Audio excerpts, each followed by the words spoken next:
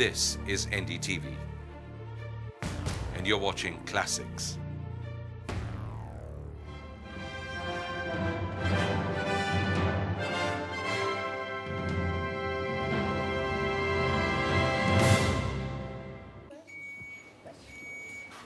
Inside the intensive care unit of Jammu's military hospital, we stand behind a thin glass sheet and watch helplessly as the full horrors of this week's attack unfold.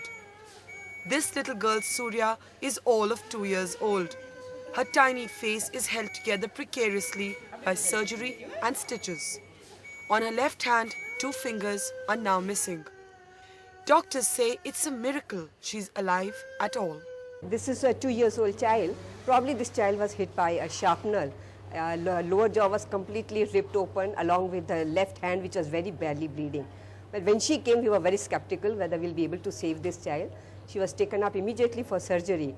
In fact, the maxillofacial surgeon was there who has done the surgery, put a plate over there, and she has lost 2 fingers of her left hand. And I think we are very lucky that this child has come out of the whole thing. Surya weeps inconsolably. Doctors say she's terrified, not just by what happened, but by the unknown faces around her. A soldier's daughter, her state was so critical, even her parents were not allowed inside the ICU for the first few days. In ward after ward, the stories are as chilling. Young children stare out blankly from a web of hospital drips and tubes, numbed by the nightmare they have been through. What we have seen in general, the most of these children are quiet. Probably they are shocked. They had never expected what has happened, and they have not yet come over what has happened to them, and literally they are not talking about it. And in fact, one of the child is talking all irrelevant things. Probably we thought is we missing anything or patient is suffering from something else. But everything was all right, and then we could relate it to the psychological status of the child only. For doctors who have struggled first to save lives, this is the next dilemma. Traumatized children who cling to silence for the most part, but also feel the need to recount what happened. A bullet went right through 9-year-old Preeti's chest, and when we step inside to meet her, she is already trying to piece together what she remembers.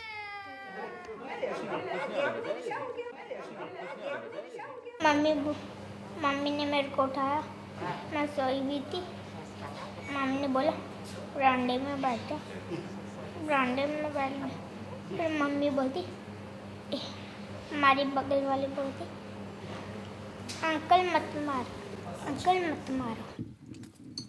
For us, it is disturbing to see Preeti wade through what happened. But the doctors say this could be the first step towards healing. Initially, less of oxygen in her blood. She was talking irrelevantly. Now she's controlled. Now she's talking sense. To understand the full horrors of what really happened in Jammu, one has to come to the ICU of the Satwari military hospital. More than 12 patients, including children, are still in a critical condition. And if they are alive at all, it is because of the heroic effort of the team of doctors here. More than 50 doctors operated continuously, beginning at 7:30 in the morning till well past 2 a.m. in the morning. That's close to 20 hours.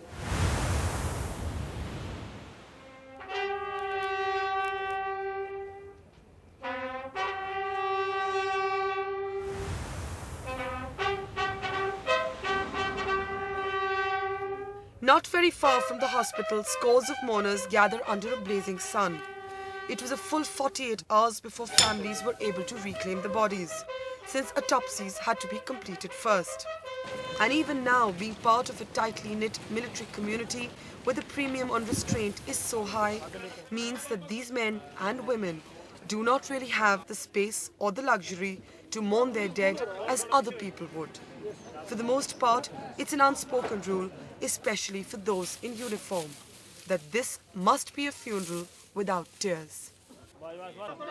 But even so, human vulnerability does take over sometimes, like when a stunned sepoy LD Singh walks into a maze of cameras escorted by a fellow soldier.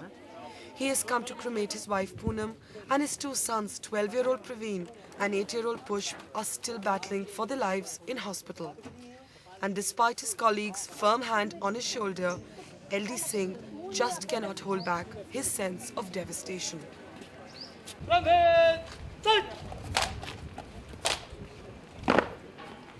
Military honours are reserved for those who were killed in uniform. And when Havildar H.S. Chauhan's body is brought out, his army boots and olive greens accompany him even on this final journey. Just beside him lie the bodies of his 30-year-old wife and 14-year-old daughter. An aging father who can barely walk performs the last rites. He will now bring up the Havildar's only surviving child, a 12-year-old who is injured and in hospital. A young boy who would have had the devastating role of lighting his father's pyre had he been well. For some soldiers who stand guard during the military honours for Havildar Chauhan, this is an especially difficult moment. They are here to grieve for their own, like Havildar R.K. Yadav, who has lost his wife and buried his 4-year-old son Amit just before reaching the cremation grounds. Many of those being cremated here today are women. They may not have been in uniform, but were also true soldiers of steel. Most of them died trying to shield their children from bullets and the men who fired them. But at the heart of this tragedy is the story of the children and the women. When the 7 pyres are finally lit, 6 of the bodies are those of women. And among those who have come to say a silent prayer for them are scores of other women. Some of them do not even know anyone who has died, but have still trekked down from far-flung border villages. Like Kirpal Kaur, who has 2 sons in the army and says the killings were just too close to the bone. And those who survived are still strapped to hospital beds, but share their stories of remarkable courage with a striking calmness. Like 65-year-old Mrs. Mishra, 2 bullets zipped through her abdomen, but she did manage to save her entire family. उसने क्या किया कि खूब जोर तेजी से दरवाज़ा खटखटा के ऊपर का कुंडा चटकनी वाला उखड़ गया। फिर मैंने जो देखा कि ये तो अंदर आ रहे हैं, तो एकदम हम कमरा के अंदर गए और बहू के 2 बच्चियां हैं और बहू उसको बेड के नीचे लिटा दिया।